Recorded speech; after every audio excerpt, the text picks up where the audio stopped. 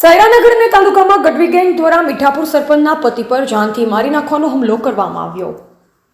સૈરાનગરના અણિયાળ ચોકડી વિસ્તારમાં તારીખ 15/8/2024ના રોજ મીઠાપુર સરપંચ પતિ અને તેમના માણસોને લાકડીઓ વડે મારવાની ઘટના બની, જેને લઈ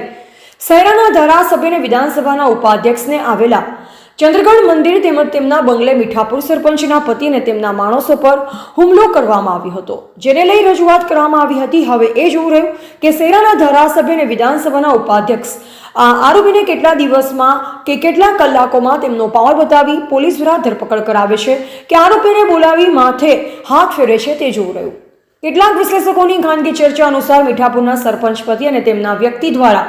તાલુકા પંચાયતમાં કોઈક બાબતે પોતાનો વિરોધ નોંધાવ્યો હતો, જેનાથી તાલુકા પંચાયતના વિરોધ નોંધાવ્યા, જેથી ધારાસભ્યના પીએ સમાધાન કરવાનું છે તેમ કહી મીઠાપુર વાસીઓને અણિયા ચોકડી ખાતે બોલાવ્યા હતા અને અચાનક તેમના પર તૂટી પડ્યા હતા અને આ હુમલો કરવામાં અણિયા ચોકડી ધારાસભ્ય ઓફિસમાંથી ફોન કરનારા જે તે હોય તેમના પર આ હુમલામાં સપોર્ટ તો નથી અને આ હુમલામાં એકને ગંભીર ઇજાઓ થતા વધુ સારવાર અર્થે વડોદરા દાખલ કરેલ છે।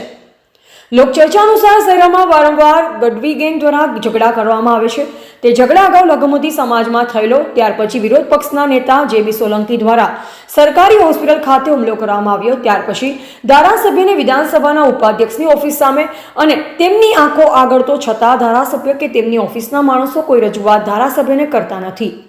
આ ઓફિસની સામે જે જગ્યા પર બનાવ બનેલ તે જગ્યા પર આશરે 6 થી 7 જેટલા સીસીટીવી કેમેરા પણ લગાવેલા છે અને આરોપીઓને જો શહેરના ધારાસભ્ય કે શહેરાનું પોલીસ તંત્ર કાયદેસરની કાર્યવાહી કરવા માંગતા હોય તો આ સીસીટીવી કેમેરામાં તમામ આરોપીઓ તમને કોણ કોણ આરોપી હતા તે દેખાઈ જશે અને આ સીસીટીવી કેમેરામાંથી આરોપી ન પકડાતા હોય તો આ કેમેરા લગાવવાની કોઈ જરૂર નથી કે